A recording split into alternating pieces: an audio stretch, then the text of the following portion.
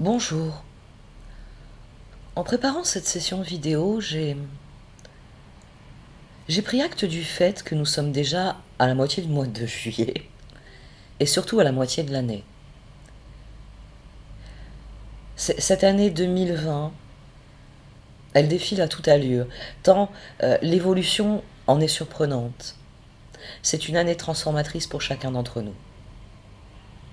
Et je remercie chacun d'entre vous pour vos messages, pour votre soutien. Cette année est cruciale pour moi à beaucoup de points de vue. C'est une libération, après des années à terme à souffrance notamment. Cette chaîne a été révélatrice pour moi, parce qu'elle est porteuse de changement, elle est porteuse de libération. Et j'ose espérer que c'est aussi le cas pour vous. Au début de ce mois de juillet, nous avons clôturé un cycle important. Un cycle dont je vous parle depuis le début de la chaîne, finalement, puisqu'il a commencé avec elle en 2018. Les éclipses sur l'axe Cancer-Capricorne. Et du fait de ces éclipses, beaucoup de choses ont bougé pour chacun d'entre nous. Dans ma vie personnelle, j'ai enfin dit la vérité sur ma vie et ce que j'ai subi comme violence pendant des années. Et dans ma vie professionnelle, j'ai évolué puisque à présent je professionnalise mon activité sur cette chaîne. Et je suis très heureuse des retours positifs que vous me faites de mes tirages. Tant que ce soit les tirages personnels que les tirages aux Chosen et ce tirage des filles. Notamment sur ce tirage des filles, je vous remercie de votre compréhension quant à l'aspect payant des extensions. Rendre mon travail payant est une étape non négligeable pour moi. Ça me permet d'envisager pour l'avenir une autonomie financière et donc créative. Ça me permettra de proposer de nouveaux contenus gratuits, au même titre que de nouveaux contenus payants. Cela valorise mon travail, cette capacité que j'ai à soigner, à apaiser, et que j'ai toujours utilisée, et dont certains ont abusé. Cela nourrit ma résilience de manière positive. Je vous remercie de votre confiance, de votre soutien, qui me pousse à élaborer de nouveaux projets pour l'avenir de cette chaîne. J'ai repris certains projets qui étaient restés posés dans un coin et dont je suis sûre qu'ils peuvent aider d'autres personnes. Je sais que ce tirage des filles porte mes valeurs, mon travail, comme le tirage au Chosen, parce que c'est ce que je désire exprimer, ce que je suis réellement. Et je sais que c'est à cela que vous êtes sensible. Même si je n'ai pas encore le courage de me montrer face caméra. Mais j'entends persévérer. J'entends vous proposer des vidéos dont la qualité s'améliorera à tout point de vue, en ouvrant les champs de réflexion, en ouvrant les possibilités, en permettant de voir à quel point ce monde est beau. Et que oui, il y a des personnes, des situations qui font souffrir, mais qu'il n'y a rien qu'on ne puisse surmonter. Qu'il suffit juste d'avoir le courage de dire non. Et ça, dire non, moi, c'est quelque chose que j'ai appris ces dernières années. Je ne savais pas le dire. À 42 ans, je sais dire non. C'est une révolution. J'ai aussi décidé que ce tirage des filles, les moitiés de mois sont souvent assez cruciales. Le tarot Chosen vous parle de ce qui vous attend pour le mois, c'est une énergie générale. Les tirages des filles viennent vous dire il faut préparer le mois suivant, il faut préparer le prochain cycle. Et je parlais des phases lunaires il y a quelques minutes. Je parlais de l'axe Cancer-Capricorne. Nous avons eu une nouvelle lune lors du solstice. Nous avons eu une pleine lune en Capricorne. Le 20 juillet, nous allons avoir une deuxième nouvelle lune en Cancer. C'est assez exceptionnel. Une deuxième nouvelle lune. Celle-ci sera profondément différente dans ces énergies parce que pour la première fois depuis 2017, cette nouvelle lune ne sera pas éclipsée. C'est un retour à la normale dans nos vies pour tout ce qui est régi par le cancer. Reportez-vous à votre thème natal, vous saurez où se situe le cancer, quelle maison il active dans votre vie, quelle planète l'habite peut-être aussi. Parce que c'est un nouveau départ qui est significatif. Parce que la pleine lune en cancer, qui viendra donc clôturer ce que vous allez initier pendant la nouvelle lune, aura lieu le 30 décembre. C'est-à-dire que tout ce que vous allez initier pendant ces 15 derniers jours de juillet va nourrir votre progression jusqu'au 30 décembre 2020. Et eh bien cela donnera le ton pour votre entrée en 2021. Vous clôturerez quelque chose. Et quand on clôture quelque chose, une nouvelle porte s'ouvre. Je vais donc vous parler d'astrologie avant chaque tirage défi dorénavant. Et je commence par cette nouvelle lune parce que je sais que nous avons tous eh bien, les yeux fixés sur celle qui gouverne les marées, qui gouverne la vie sur Terre, qui vient faire le contrepoint au soleil, dont nous pouvons enfin profiter. Avec le cancer, prenez soin de vous. Prenez soin de vos fondations, de ce qui vous nourrit en tant qu'individu. Le soleil est encore en cancer pour quelques jours. La nouvelle lune va créer une nouvelle dynamique parce qu'elle est libérée des éclipses et des nœuds lunaires, puisque les nœuds lunaires se trouvaient sur l'axe Cancer-Capricorne, c'est eux qui activaient la puissance de la lune. Dorénavant, ils vont aller s'occuper de l'axe Gémeaux-Sagittaire. Je pense que je ne vais pas tarder à vous en parler puisque nous avons des éclipses prévues sur cet axe dans les mois à venir.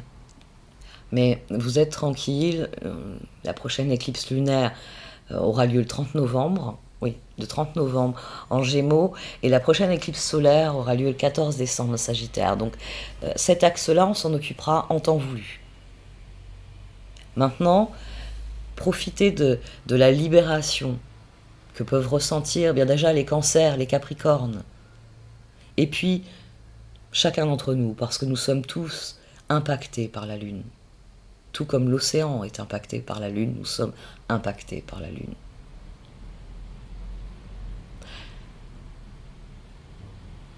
Permettez-vous les transformations qui sont nécessaires dans vos vies, celles dont vous avez besoin, celle qui vous permettra de façonner votre vie à votre image dans les 6 prochains mois. Parce qu'il s'agit d'aborder l'année 2021 en étant authentiquement vous-même. Libérez-vous de ce qui vous emprisonne. Dites la vérité. Voyez la réalité telle qu'elle est. Et créez une vie qui vous ressemble. Cette année, pour moi, elle représente la quintessence d'une citation de Sénèque.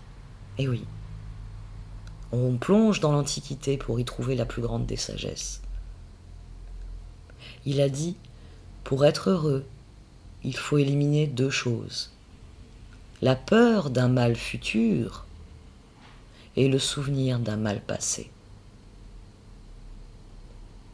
J'ose espérer que, comme moi, vous guérissez du mal qui vous a tant fait souffrir et que cette libération vous permet d'envisager sereinement l'avenir. Semez les graines de votre avenir en ce mois de juillet. Cette dernière quinzaine de juillet s'annonce bouillonnante. C'est dû au fait que la nouvelle lune en cancer vient initier ces 6 prochains mois. C'est dû au fait que le soleil va passer en Lion le 22. C'est son domicile. Il est heureux en Lion. Il rayonne. Et il va faire un trigone assez lâche à Mars en Bélier. Cela remet de l'énergie de feu au sein d'une dynamique astrale qui était marquée par la terre et l'eau. Et le feu, c'est les bâtons, c'est les projets, c'est ce qui nous enchante le cœur, c'est ce qui nous plaît réellement. Il y a aussi Vénus qui va être en Gémeaux, qui va, du fait qu'elle est redevenue active, qui va mettre son grain de sel vers la fin du mois. Et un peu d'air, ça va nous faire le plus grand bien.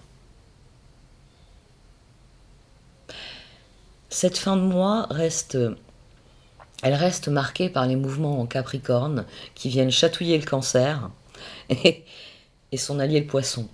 On est encore dans ces énergies de terre du fait des rétrogradations, d'eau, du fait des émotions que cela génère.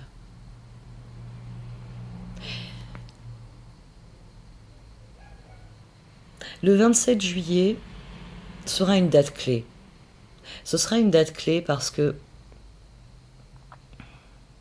Mercure en Cancer culminera dans son carré à Mars en Bélier. Cette agitation entre le Cancer et le Bélier va persister vraiment toute cette quinzaine. Ça va être la culmination le 27 juillet. Et s'il y a bien un conseil qu'il faut avoir à l'esprit d'un point de vue astrologique, c'est soyez réfléchis dans votre expression de vous-même. Faites preuve de plus de prudence que vous ne feriez à d'autres moments. Il s'agit de se détourner des questions qui sont superficielles, qui ne sont pas intéressantes, et d'aller droit au but, à l'essentiel. Quelles sont les opportunités que vous voyez dans votre vie? C'est le moment de les développer. C'est un excellent moment pour se débarrasser des anciennes inhibitions et de permettre à ce qui était anormalement réprimé de s'exprimer enfin. Vénus en Gémeaux va faire un carré à Neptune en Poisson. Elle va venir s'assurer que ces opportunités vont correspondre à vos rêves, vont correspondre à l'élaboration de projets conformes à ce dont vous avez besoin pour réaliser concrètement vos rêves. Alors dans les prochains jours, ralentissez, détendez-vous, prenez soin de vous, maîtrisez ce qui est en excès et renforcez vos fondations, ce qui a besoin d'être nourri. Soyez prêts à dire la vérité et vous trouverez la confirmation de ce que vous pensez, de ce que vous êtes, parce que la vérité est la seule valeur capable de servir de structure stable et solide à nos vies. Soyez plus prudents que d'habitude, parce que Mars va lui aussi faire un très long transit, un transit de 6 mois du fait de sa rétrogradation. Alors, soyez attentifs à ce que vous ressentez et posez des limites aux autres. Parce que les autres n'ont pas à présumer des choses qui ne les regardent pas. Refusez d'être harcelés par les mouvements d'humeur, parce que quand Mars est en Bélier pour aussi longtemps, toutes les personnes qui ont un comportement superficiel ou contrôlant vont chercher à n'en faire qu'à leur tête. Gardez-vous de cela. Votre objectif à vous, c'est de ne pas laisser les jugements et les croyances des autres vous empêcher de développer votre réflexion propre. C'est vous qui êtes important. Ce même 27 juillet, il y a vraiment plusieurs culminations en même temps, puisque Jupiter en Capricorne sera sextile à Neptune en Poisson. C'est la deuxième fois en 2020. C'est pas du tout typique, parce que la dernière fois, c'était en 2011. Le premier sextile a eu lieu le 20 février. Alors, si vous avez quelque chose qui s'est passé ce jour-là, vous avez une idée de ce qui vous attend le 27 juillet. Et le troisième aura lieu le 1er octobre. Et le troisième sextile viendra conclure cet épisode, ce cycle, cette transition, cette transformation, quelle que ce soit sa traduction dans votre vie, ça viendra se terminer le 1er octobre. Et ayez bien conscience que c'est une bénédiction de recevoir cet aspect heureux 3 fois en une année. Parce que cela implique à la fois la planète la plus chanceuse de toutes, Jupiter, et Neptune qui est la planète des souhaits, des rêves. Cette combinaison d'énergie encourage beaucoup de positivité, beaucoup de croissance personnelle. Et plus vous appliquerez de la créativité à votre travail dans les jours qui entourent ces sextiles, plus vous obtiendrez des résultats positifs. Le cadeau apporté par Jupiter en sextile avec Neptune est une prise de conscience accrue des anciennes croyances limitantes que nous devons libérer parce qu'elles entravent une compréhension plus profonde de notre réalité. Nous sommes culturellement conditionnés à faire et à penser certaines choses qui relèvent seulement de la culture, de ce que la culture édicte comme règle de réussite, d'accomplissement personnel, de bonheur. Alors que nous avons chacun notre chemin propre et que ce chemin propre n'a rien à voir avec les grilles de conditionnement social, de consumérisme. L'astrologie de 2020 indique que nous arrivons collectivement à la fin d'une ère. C'est pourquoi il nous est demandé dans notre vie personnelle de laisser derrière nous les anciennes méthodes qui sont ancrées dans des paradigmes complètement dépassés. Il sera important tout au long de ces 6 derniers mois de l'année de faire attention à chaque fois que vous ressentez un sentiment de désillusion. Parce que c'est le plus sûr des guides pour établir un contact avec votre vérité personnelle. En réorientant vos croyances afin de pouvoir naviguer plus efficacement sur la voie à suivre dans l'avenir. Votre voie, votre chemin. C'est d'ailleurs pour cela qu'après un lockdown, après le confinement, nous avons des rétrogradations.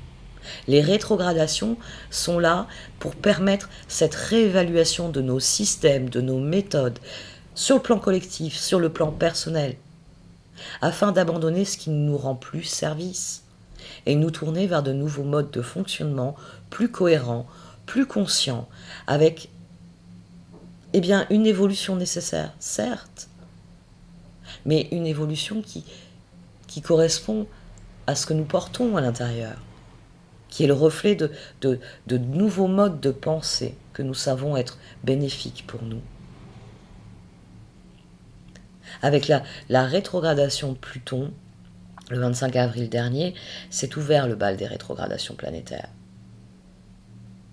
Elles se sont ouvertes alors même que nous envisagions d'être déconfinés. Les humains se sont remis à agir à la surface de la Terre et les planètes se sont mises à rétrograder. Toutes ces rétrogradations ont une importante leçon karmique à nous enseigner sur la manière dont nous avons abordé nos projets et nos relations dans le passé. Avec le confinement de ce printemps 2020, de nombreuses personnes dans le monde se sont concentrées sur elles-mêmes, sur leurs véritables besoins, sur ce qu'elles sont de manière authentique, sans les distractions du monde extérieur, sans l'obligation d'obéir aux conditionnements sociaux. Nous avons été obligés de faire face à ce qu'est réellement notre vie, à ce que porte notre âme. Ça a créé un espace d'introspection utile, parce qu'il a permis de faire le point sur ce qui ne fonctionne plus pour nous, et comment nous souhaitons avancer dans l'avenir. C'est une opportunité d'éveil individuel indéniable. Et au-delà de cela, cette crise mondiale nous a éclairés sur l'humanité, sur les limites qui se posent à elle si l'argent continue de croire qu'il obtiendra sa croissance infinie et notre foi indéfectible, le Dieu argent.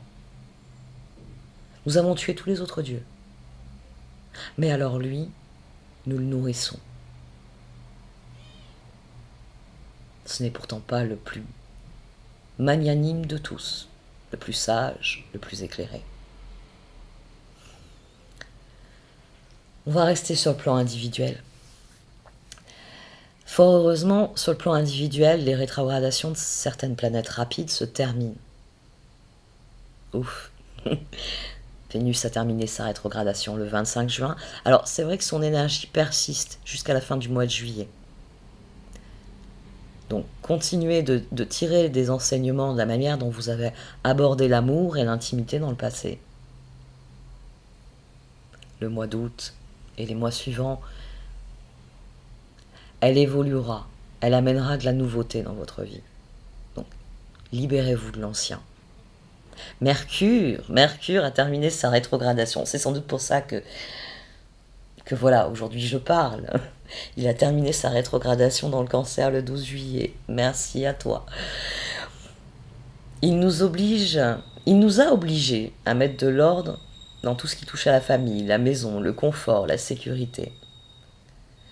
Mercure, il a rétrogradé en Cancer. Cette énergie de Cancer, elle a vraiment été en contradiction avec toute l'énergie de Capricorne de cette année. C'est aussi pour cela que les éclipses étaient aussi significatives.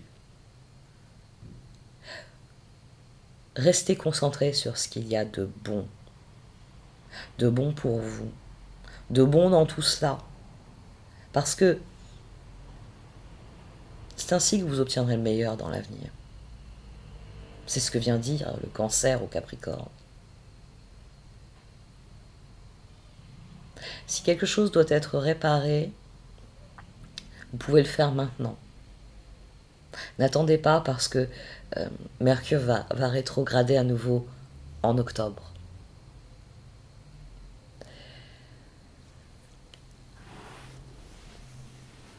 Maintenant, je vais vous parler des rétrogradations des planètes lentes. Et celles-ci impactent au niveau collectif et ça se répercute sur le niveau individuel. La rétrogradation de Neptune, qui a lieu depuis le 23 juin et qui aura lieu jusqu'au 28 novembre, vient vous aider à trier les vieux problèmes.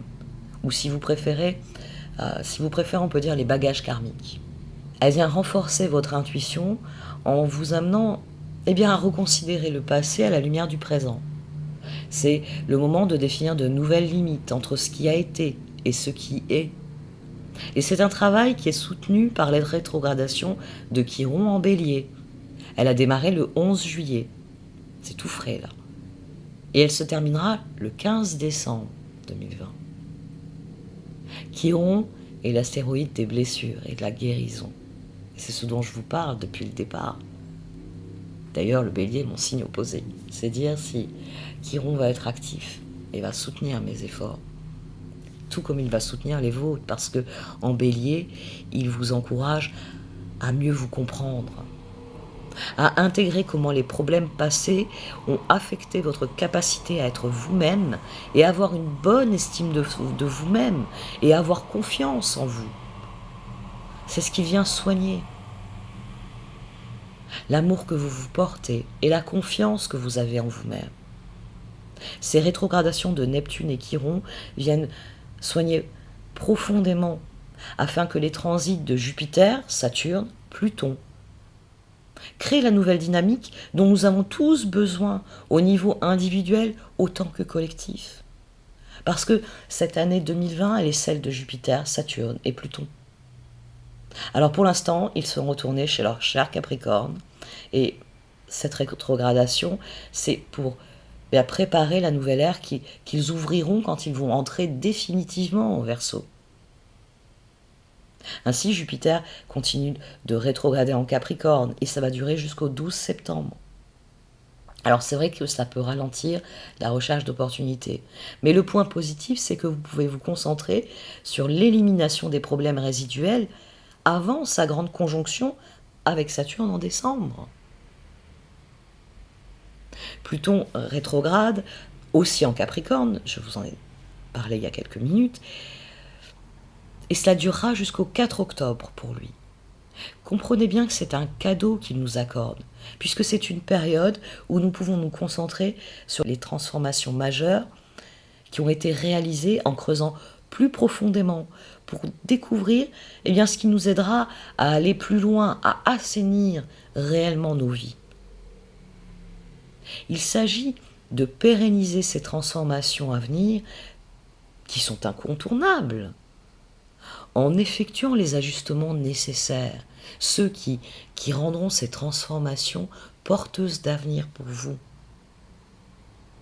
Le 12 novembre, quand aura lieu la 3e conjonction entre Jupiter et Pluton, cela amènera le résultat final de ce que vous avez initié le 4 avril et qui est revenu dans votre vie le 30 juin.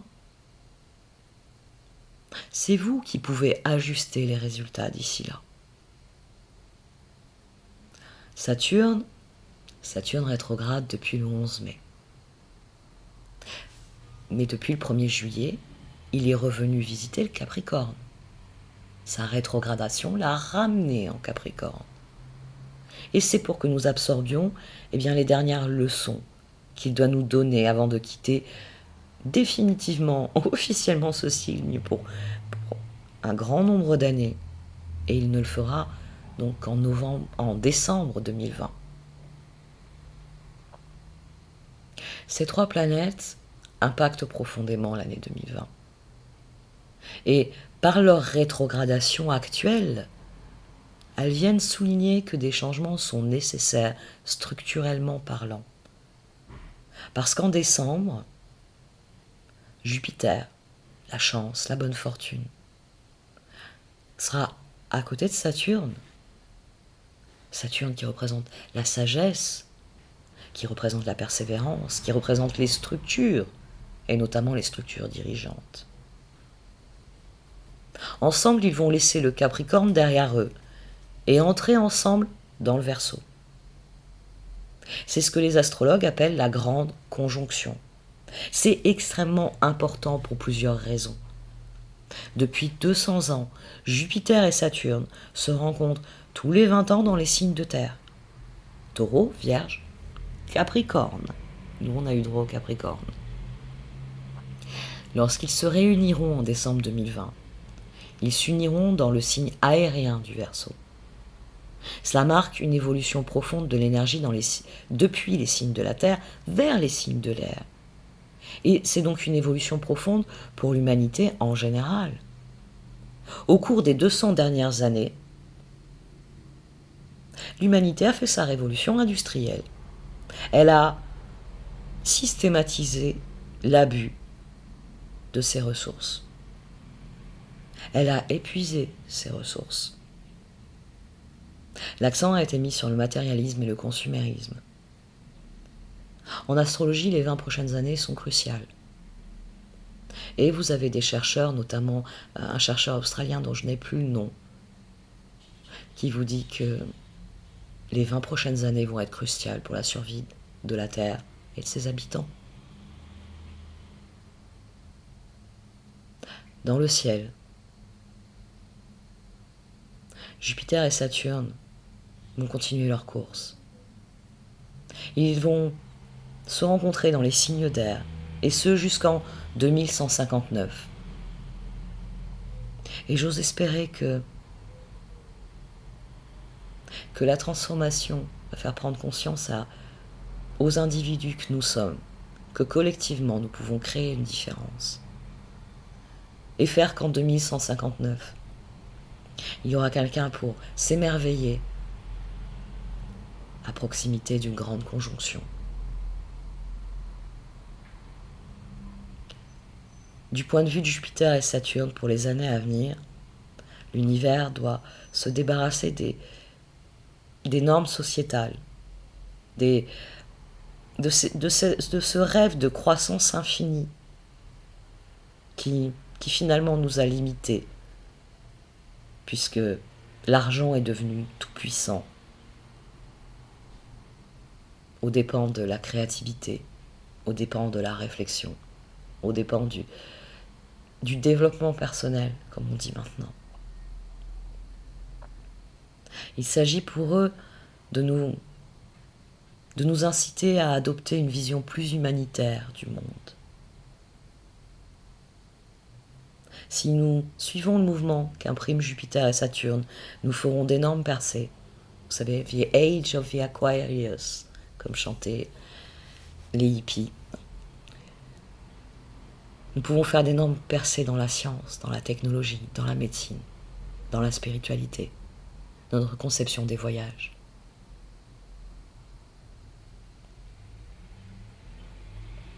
Le choix collectif relève d'abord du choix individuel, de notre libre arbitre. De nombreuses personnes ressentent de l'anxiété face aux événements mondiaux. Mais l'astrologie montre que tout dans la vie est soumis à des cycles. Nous pouvons nous sentir impuissants, à la merci de l'univers, à la merci des événements. Mais nous pouvons réaliser que nous avons toujours notre libre arbitre pour aborder les défis que représentent nos vies, pour créer quelque chose qui nous ressemble et qui nous ouvre les portes de l'avenir. En période de peur, il vaut mieux compter sur l'espoir. Et je sais de quoi je parle. J'ai eu peur pendant si longtemps.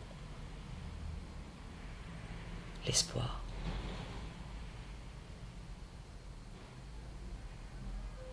Individuellement, nous pouvons compter sur l'espoir. Collectivement, nous pouvons nous soutenir mutuellement et réaliser que nous sommes plus forts en tant que collectif. Tout arrive pour une raison.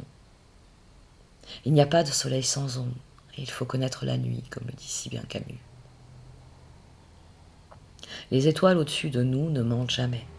Nous vivons un grand réveil. Il est important de réaliser que cette période nous enseigne quelque chose de très important, qui affectera notre avenir pour toujours. Elle montre ce qui est vraiment important pour nous, et ce que nous devons éliminer pour devenir la version la plus élevée et la meilleure de nous-mêmes. Nous devrons faire face à nous-mêmes et face aux défis extérieurs afin d'atteindre quelque chose de plus grand. Les astrologues peuvent vous aider à découvrir ce que c'est, mais à l'intérieur de votre âme, vous savez déjà ce que votre cœur et votre raison vous disent.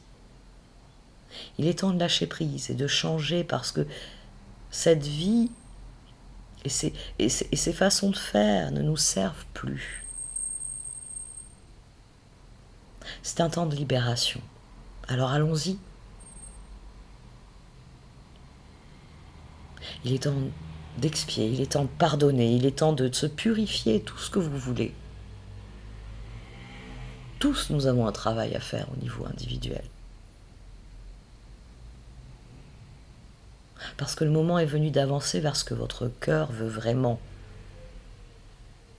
plutôt que de vous en éloigner.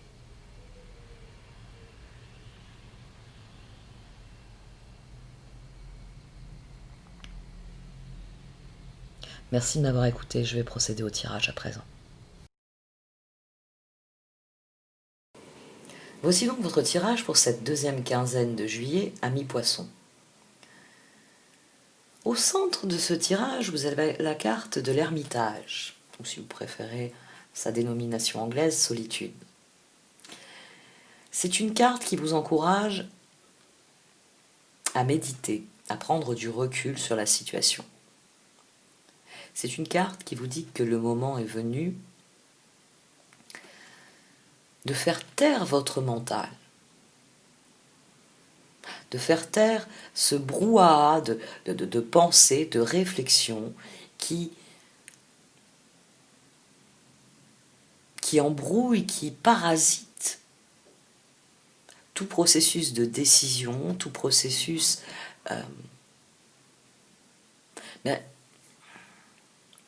de mise au clair de vos idées.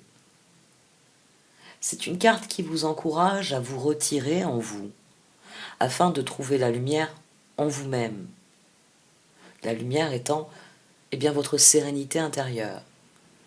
Une harmonie profonde que vous ressentez dans votre âme et qui vous permet de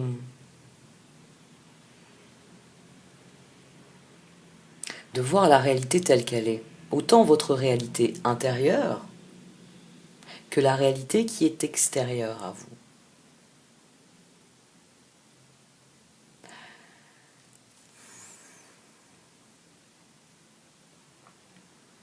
Il y a une évolution à accomplir dans tout ce tirage.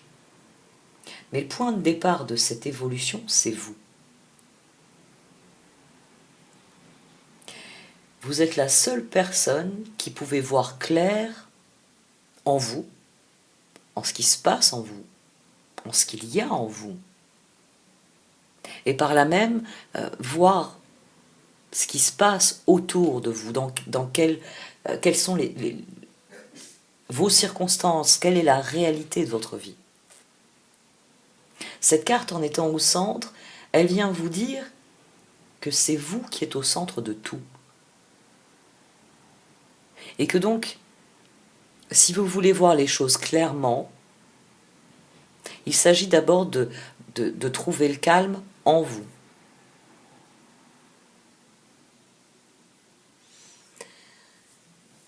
Cette carte est surplombée par Cleaning House.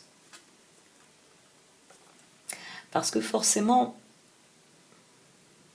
il y a d'abord le ménage que vous êtes appelé à faire pour retrouver votre calme, votre sérénité. Il y a la nécessité de faire un ménage dans toutes les pensées parasites, dans toutes les croyances parasites, et même physiquement.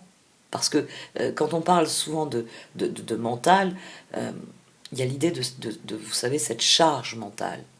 Du fait que quand on est occupé, on a toujours en arrière-plan, un peu comme un ordinateur ou un smartphone, on a en arrière-plan le petit onglet qui dit « il faut que je fasse des courses, il faut que je prévoie le dîner, il faut que j'étende la machine, il faut que... » Et vous avez comme ça un grand nombre de choses qui tournent en arrière-plan dans votre esprit. Vous devez vous concentrer sur une tâche, vous devez vous concentrer sur quelque chose qui est important, qui requiert toute votre attention, et il y a tous ces petits onglets là qui tournent en arrière et qui parasitent votre réflexion, qui vous épuisent, qui vous fatiguent. Cette carte, elle vous encourage à fermer tous ces onglets, à prendre des décisions simples, de hiérarchiser vraiment tout votre processus de réflexion pour vous concentrer sur l'essentiel. Et Cleaning House souligne que pour trouver la sérénité, eh bien, il s'agit de faire le ménage, de diminuer votre pression, votre charge mentale, en fermant certains onglets. Oui, il va falloir que vous étendiez le linge. Vous le ferez en temps utile. Très bien, pas besoin qu'il y ait cette alarme qui sonne dans votre tête en permanence. Oui, il faut faire des courses. Bon, vous avez déjà prévu que vous alliez les faire à telle date, à tel moment. Donc, fermez l'onglet, vous en occuperez à ce moment-là. Et aussi, et comme c'est l'action que vous recommandent les cartes ici, il y a sans doute un nettoyage physique à faire. Des choses de votre environnement qu'il vous appartient de changer. Mais tout cela, vous ne pouvez le concevoir qu'en ayant l'esprit clair. Les deux cartes ici s'interconnectent pour dire que il faut faire un premier ménage dans votre esprit pour pouvoir voir la situation clairement, et qu'une fois que vous la verrez clairement, eh bien, il y aura sans doute aussi à faire un ménage du point de vue de vos actions, pour aller vraiment Eh bien, pour propager le calme que vous aurez trouvé en vous. Je vous le dis souvent, tempérance. La carte du tarot tempérance est l'incarnation de ce processus. Du fait que quand vous trouvez le calme en vous, la sérénité et l'harmonie en vous, eh bien, vous faites tout naturellement ce qui est nécessaire pour propager ce calme, cette sérénité, cette harmonie autour de vous. Vous faites le ménage physique nécessaire. Ici, il y a deux phases qui se nourrissent l'une l'autre, qui ne vont pas l'une sans l'autre. Il y a un ménage mental à faire et un ménage physique à faire dans cette situation. Et le conseil des cartes, coming to life. Coming to life. Parce que pour pouvoir concentrer vos ressources sur vos rêves, pour pouvoir vous éveiller à la vie que vous voulez vivre, il s'agit d'avoir l'esprit libre de songer, eh bien, de ne songer qu'à cela. Il s'agit d'avoir des ressources que vous pouvez mobiliser dans ce sens-là et qui ne sont pas entravées, occupées à autre chose. Le conseil des cartes, c'est de mettre en œuvre vos rêves. Mais c'est un conseil que vous ne pouvez suivre qu'à partir du moment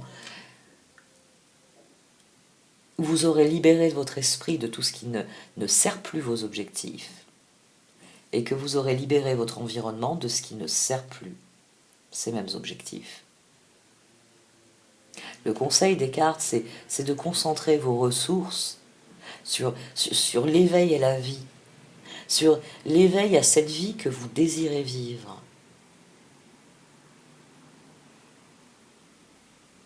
Et c'est pour ça qu'en évolution, ici, vous avez la carte Flying. Parce que, en vous défaisant on va rester sur cette idée de la charge mentale qui vous empêche de vous concentrer sur ce que vous voulez réaliser. En évacuant de chez vous, de votre vie, ce qui vous empêche de progresser, tout naturellement, vos rêves deviendront votre objectif et vous vous éveillerez à une vie qui vous plaît profondément. Et dès lors, eh bien, vous volerez haut. Vous pourrez vous envoler, vous ne serez plus prisonnier là, de ce labyrinthe où vous tournez sans fin entre les choses à réfléchir, les choses à faire, les choses à penser, les choses à reconsidérer, les choses à comprendre. Non, vous vous élèverez au-dessus de la situation. Et cela vous permettra, eh bien, de voir les opportunités qui s'offrent à vous. Les opportunités de faire ce que vous désirez. C'est un excellent démarrage pour ce tirage. Vous avez des énergies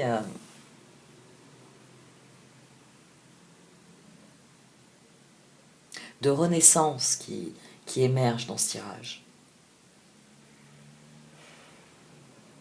Et c'est une renaissance qui doit être sous le signe de vos rêves, de ce que vous entendez vivre sur le long terme, du bonheur que vous entendez trouver dans l'avenir.